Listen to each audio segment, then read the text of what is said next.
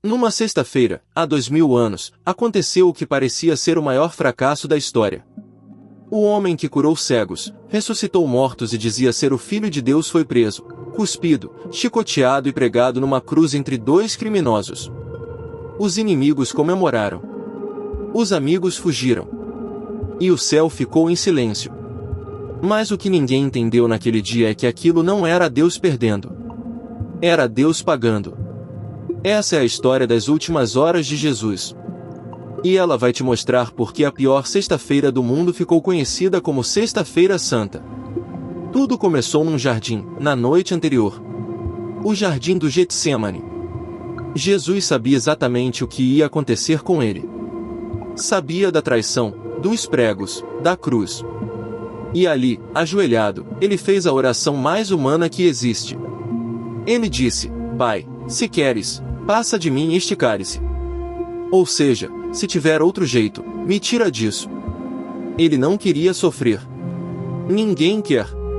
Mas ele completou a frase de um jeito que mudou tudo. Todavia, não se faça a minha vontade, mas a tua.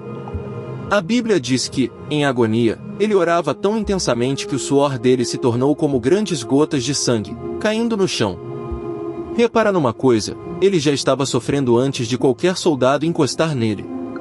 E mesmo assim, ele não fugiu. Ele podia ter ido embora naquela noite. Ele escolheu ficar. Veio a traição. Um dos 12, Judas, entregou ele com um beijo. Prenderam Jesus como se fosse um criminoso perigoso. Os discípulos, que juraram morrer com ele, correram. Pedro, o mais corajoso, negou 3 vezes que o conhecia. Em poucas horas, o homem que tinha multidões seguindo estava completamente sozinho. Levaram ele a julgamento no meio da noite, o que já era ilegal. Buscaram testemunhas falsas.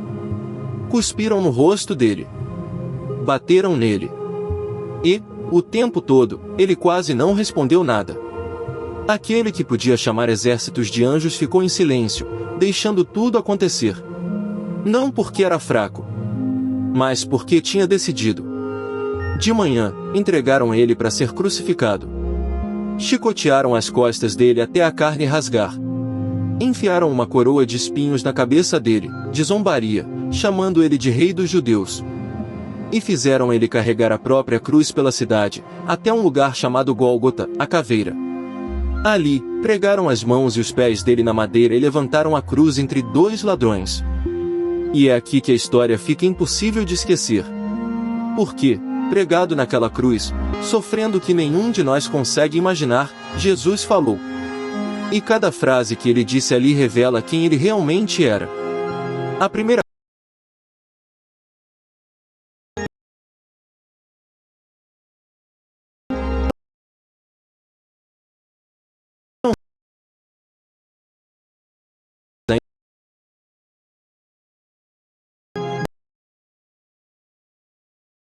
pediu.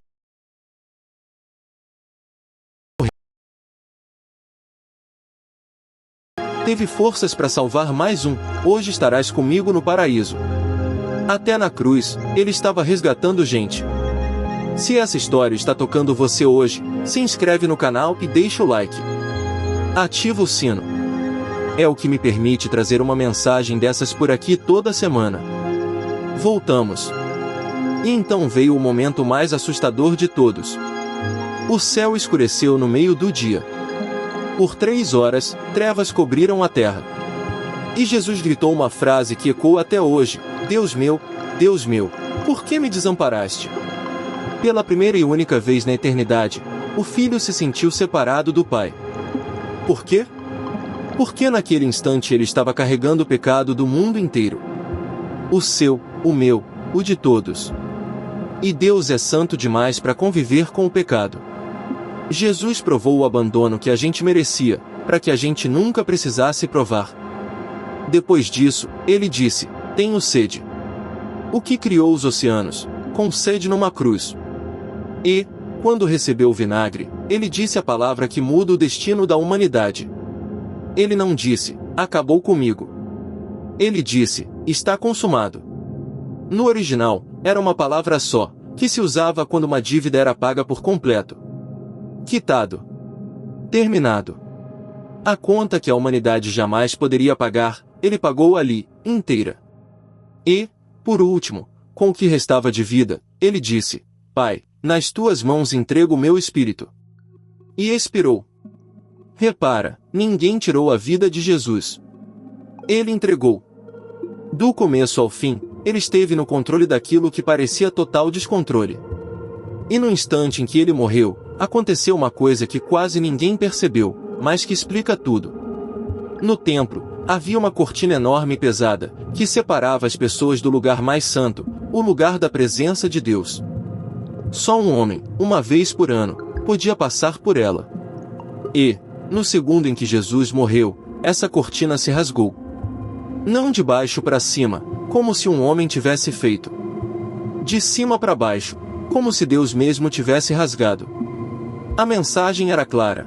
O caminho até Deus, que estava fechado, acabou de ser aberto. Pela morte dele. Sepultaram Jesus às pressas. Rolaram uma pedra enorme na frente do túmulo. Puseram guardas. E veio o sábado, o dia do silêncio. Imagina a dor dos discípulos. Tudo em que eles acreditaram parecia ter morrido junto com ele naquela cruz. O sonho tinha acabado. Deus tinha ficado quieto. Se você já viveu um sábado desses, aquele tempo entre a perda e a esperança, em que parece que Deus não vai fazer mais nada, você sabe como aquele dia foi pesado. Mas era só sábado. E o problema de quem enterra a esperança de Deus é que ela tem o costume de não ficar enterrada. No primeiro dia da semana, de manhã cedo, umas mulheres foram até o túmulo para cuidar do corpo. E encontraram a pedra removida. O túmulo, aberto. E um anjo disse a frase que dividiu a história em duas: Por que buscais entre os mortos aquele que vive? Ele não está aqui, porque já ressuscitou. A morte tentou segurar o autor da vida. E não conseguiu. Aquela sexta-feira que parecia o maior fracasso da história era, na verdade, o maior resgate. A cruz não foi Deus perdendo para o mal. Foi Deus pagando o preço do seu resgate com o próprio sangue.